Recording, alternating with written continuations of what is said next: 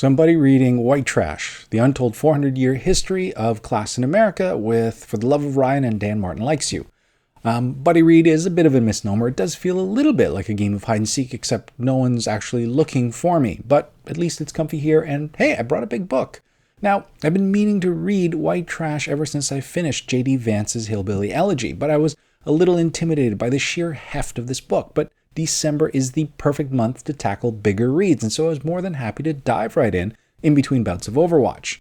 I mean, solo queuing a DPS main is incredibly hard.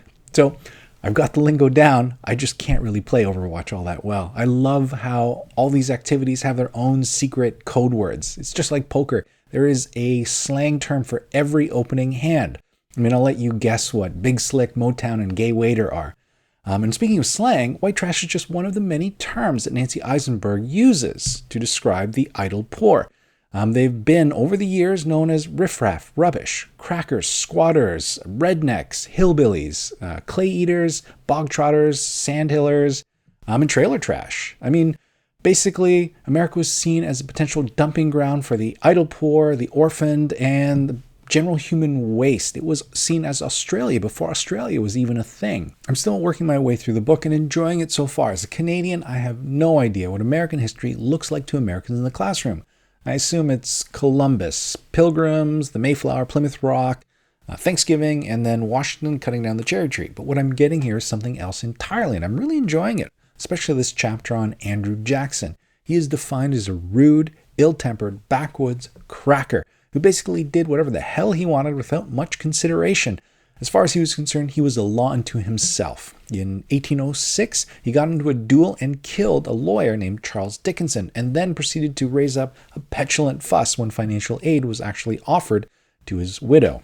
In 1813, he got into a duel with his former aide Thomas Hart Benton and his brother Jesse at the Nashville Hotel, and later that year was accused of killing 6 of his own men during the Creek War. And then in 1818, without presidential approval and going against and ignoring international law, he invaded Florida under the guise of arresting some Indians.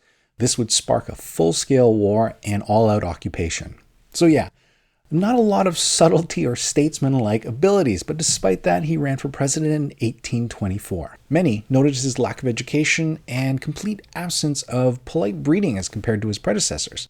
Jackson epitomized partisan politics as typified by a boastful vocabulary and making up in boisterous oaths what he otherwise lacked in intelligent arguments.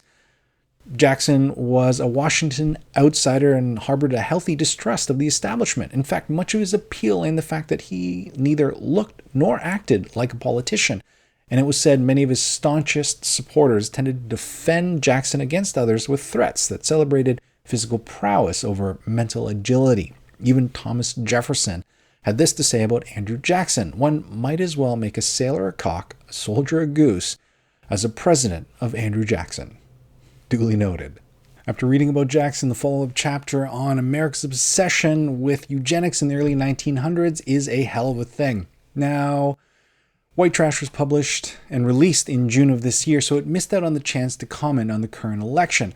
But Nancy Isenberg, talking about Sarah Palin, tellingly notes that when you turn an election into a 3-ring circus, there's always a chance the dancing bear will win.